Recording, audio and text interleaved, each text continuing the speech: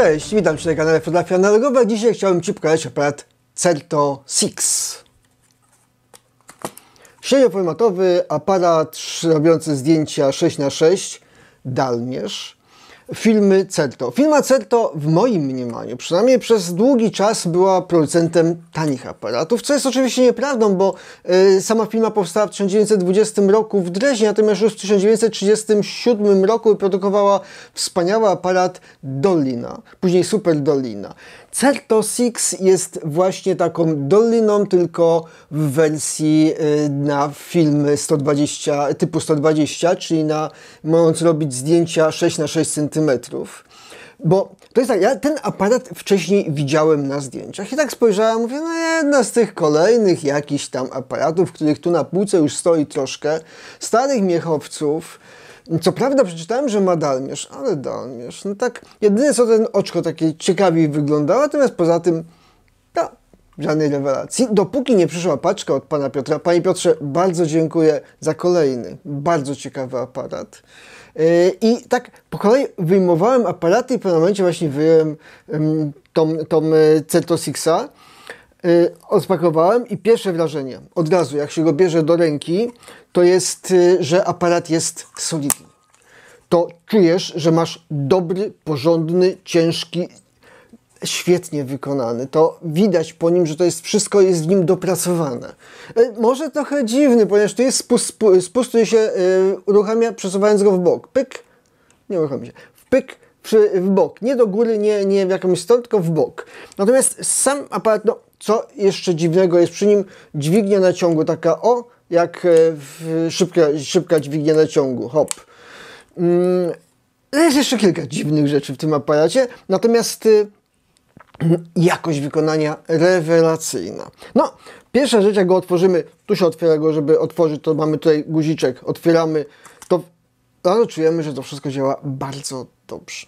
Do tego obiektyw jest Tessar 80 światłem 2.8, to już wiadomo, że to będzie dobry aparat, czyli ma szansę zrobić dobre zdjęcia. Zresztą jak się z niego spojrzy w sam środek, złap ostrość na aparacie, to widać, że on budzi zaufanie dobrych zdjęć.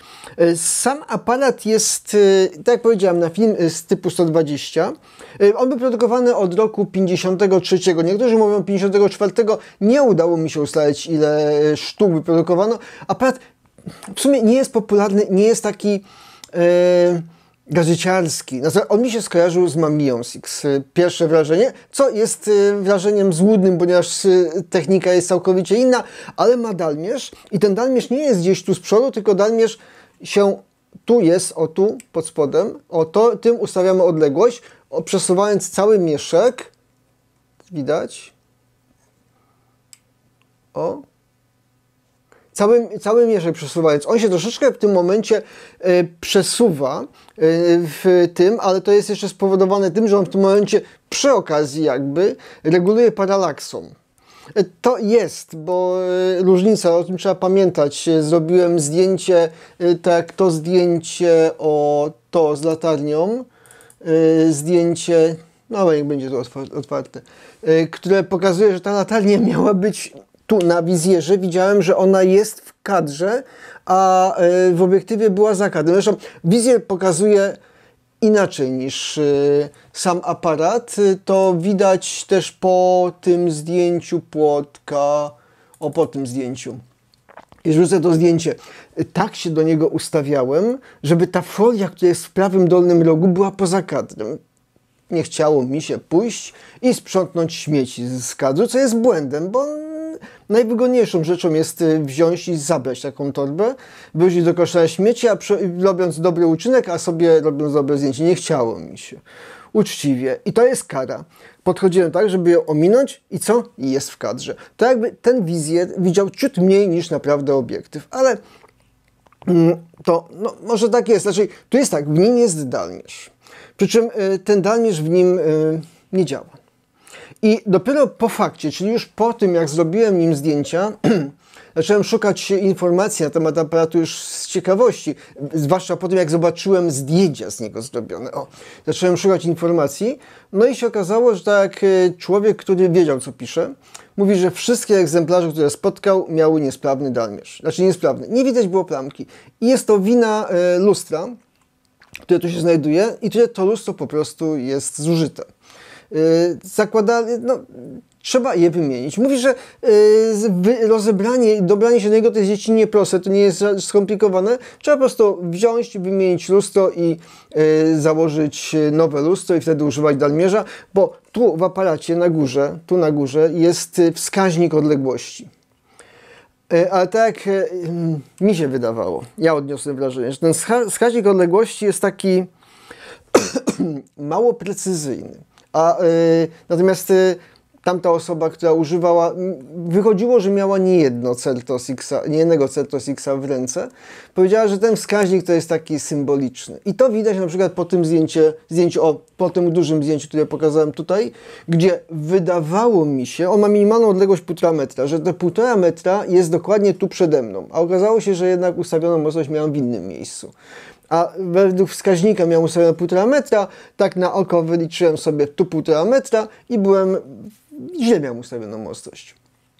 No, także warto, jeśli chcesz robić nim zdjęcia, warto sprawdzić ten dalmierz i naprawić go po prostu. Przy czym, warto robić zdjęcia. Jakość zdjęć wykonanych przez ten aparat, obiektyw jest bardzo dobra. Kontrast, ostrość. To jest zdjęcie zrobione pod słońce. Słońce jest praktycznie nie to zdjęcie, tylko to zdjęcie. To zdjęcie jest zrobione praktycznie... Słońce znajduje się tu z boku, zaraz za kadrem. Zaraz. A wieża jest kontrastowa, ostra. Nawet blików żadnych nie ma w nim. Obiektyw jest bardzo dobry. Aparat jest bardzo dobry. Przyjemność fotografowania nim jest bardzo dobra. Aparat posiada jeszcze kilka dodatkowych funkcji. Jedną z takich funkcji jest tu znajdujące się okienko, które informuje o tym, że film jest w środku. Ja nie wiem, na jakiej zasadzie to działa. Natomiast w momencie, tak jak w tej chwili, nie ma czerwonej kropki, a jak założę negatyw, będzie czerwona kropka. Zakładanie negatywu, dziecinnie proste, złożę go szybko. Trzeba nacisnąć obydwie z boku, żeby go złożyć. Nie można go składać przy naciągniętej migawce, ponieważ wtedy ten od migawki uderzy w klapę i się nie da go złożyć. Natomiast poza tym składa się to bardzo dobrze. Otwórzmy go. Pach. Nie masz rolki. Musimy rolkę przełożyć na drugą stronę. Ten cały mechanizm się podnosi. To jest tak, że to trzeba wziąć i podnieść. O! To trzeba wyczuć, że on się da podnieść, bo w pierwszej chwili, jak ja go oglądałem, mówię, nie, to niemożliwe, to się nie da podnieść, no ale się musi dać. I się dało. Załóżmy mu rolkę. Ta rolka, ja nie wiem dlaczego ona tak ma problemy, żeby wskoczyć na swoje... O, złapała miejsce. Jeśli weźmiemy negatyw, to on liczy automatycznie klatki. To jest ważną rzeczą. Tu zakładałem pod blaszki, nie ma żadnego problemu. Zaczepiamy za rolkę, co nie ma żadnego problemu. To wszystko jest bezproblemowe, proste. Dziecinnie proste. Jeśli ktoś zrobił jakimś aparatem średnioformatowym zdjęcia, to jest bardzo proste. Trzeba poszukać po prostu na obudowie, o tu w tym miejscu, kreski czerwonej. Tu jest czerwona kreska i na tą czerwoną kropkę ustawić strzałkę. Jest kropka na tu czerwony znacznik. Na aparat wyrost, poproszę. Tu jest czerwony znacznik. Kreskę ustawiamy, zamykamy całość, sprawdzamy, czy jest zamknięte. Ważną rzeczą jest teraz w tej chwili, tu mamy kółko. Proszę, wyostrzy na kółko. I na kółku mamy pomiędzy 8 a 9, można to obracać, pomiędzy 8 a 9 znajduje się trójkącik mały. Ostrość, proszę. Jest mały trójkącik i on ma być ustawiony. I w tym momencie dalej po prostu przewijam film, aż zobaczę we właściwym miejscu, czyli przy kropce 1.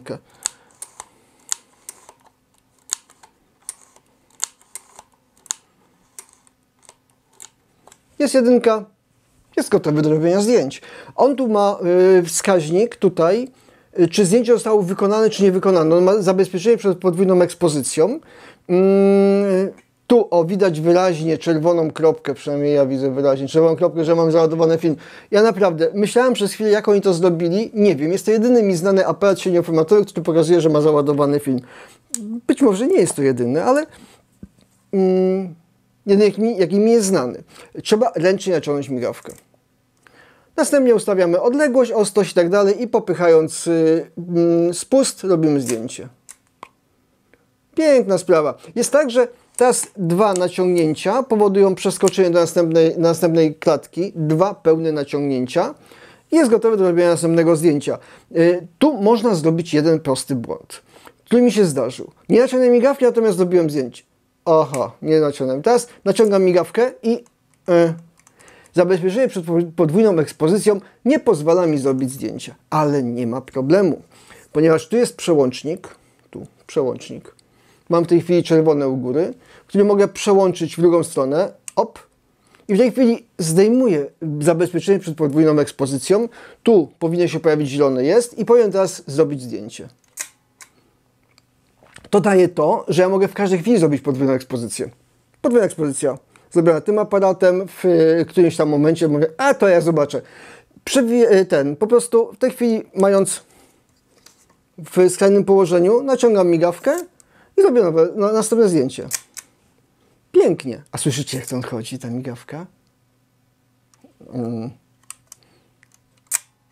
Aż przyjemnie chodzi. Przyjemnie. Migawka tu jest synchro kompur, czyli porządna migawka. Od 1 sekundy do 1/500 części sekundy. To już świadczy o klasie aparatu. 1/500 część sekundy to jest naprawdę bardzo dobrze. Synchronizacja oczywiście z lampami błyskowymi spaleniowymi, jak i elektronicznymi oraz czas B. Przysłony od 2,8 do 22. Tam jest schowane bodajże. To jest tak, że jeśli chcesz użyć 1/500, to musisz ją ustawić przed naciągnięciem migawki. Czyli najpierw ustawiam 1/500, następnie naciągam migawkę.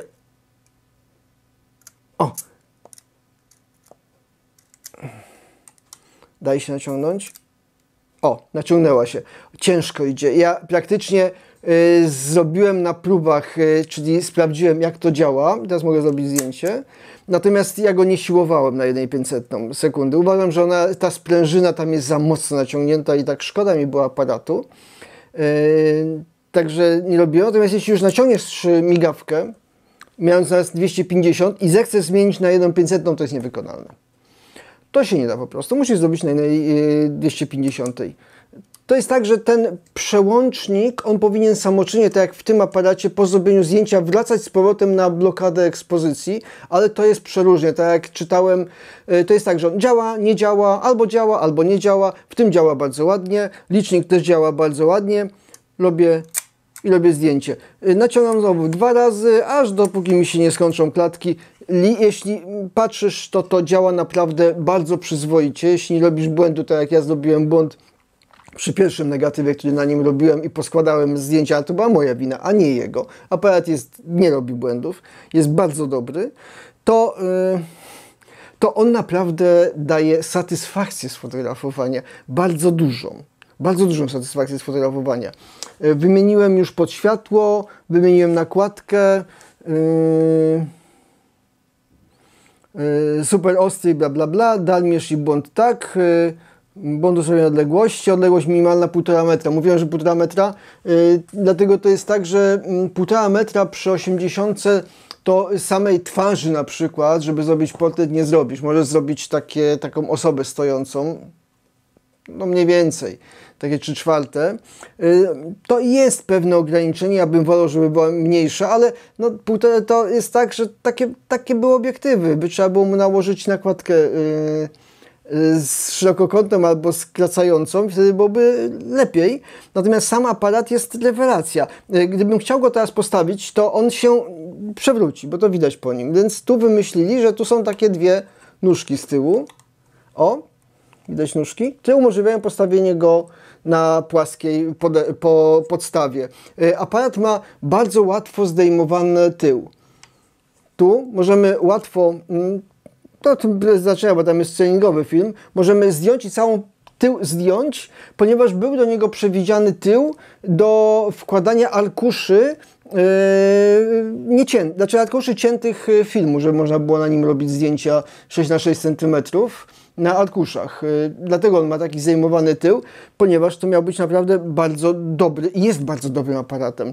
Jeśli będziesz miał możliwość taką Certo Sixa spotkać, znaczy w tej chwili one nie są popularne, powiedzmy uczciwie, nie są popularne, natomiast jest to świetny aparat, bardzo dobry aparat, nie ustępujący w niczym dobrym japońskim aparatom, mający bardzo dobry obiektyw i on był sprzedawany praktycznie z tym Tessarem, a nie, był jeszcze Zeissa, ale był też wersja z Primotarem Meissera, też sprzedawano 80 ze światłem 3,5, tańsza wersja. Natomiast jeśli trafi Ci się z tym Zeissowskim, to ten jest najwyższa półka. To jest naprawdę bardzo dobry obiektyw. Dla samego obiektywu warto tym aparatem robić zdjęcia, a sam obiektyw jest przyjemny w użytkowaniu, w fotografowaniu. Także Panie Piotrze, jeszcze raz bardzo dziękuję. Świetny aparat Pan mi pożyczył, miałem dużą frajdę z robienia nim zdjęć, a widzowie kanału Fotografia Analogowa mogli poznać moją opinię na temat kolejnego bardzo ciekawego aparatu, który naprawdę szczerze mogę polecić. Chcesz mieć 6x6 aparat poręczny, bo jak go złożysz, to on zajmuje mało, nie jest lekki, natomiast zajmuje stosunkowo mało miejsca, możesz go mieć w kieszeni kamizelki, jeśli masz porządną kamizelkę, nosić go ze sobą i robić zdjęcia. Oczywiście potrzeba światłomierza do tego, żeby zmierzyć światło, chyba że na oko jesteś w stanie to ocenić bardzo dobrze. Obiektyw jest dobry, ponieważ tak jak ja przeważnie, tak jak w tym wypadku, ta seria zdjęć druga robiona tym aparatem, to jest tak, że wychodząc zmierzyłem światło, a później już nie mierzyłem światła, bo po co? Jak robiłem korekcję za pomocą przysłon, to przeliczałem sobie w głowie czasy i przestawiałem czasy i na tym się to kończyło. Także jeszcze raz, polecam. Polecam z całego serca Certo Sixa jako bardzo dobry aparat. Zapraszam do obejrzenia jeszcze galerii zdjęć, do obejrzenia oczywiście innych filmów równie ciekawych i do zobaczenia.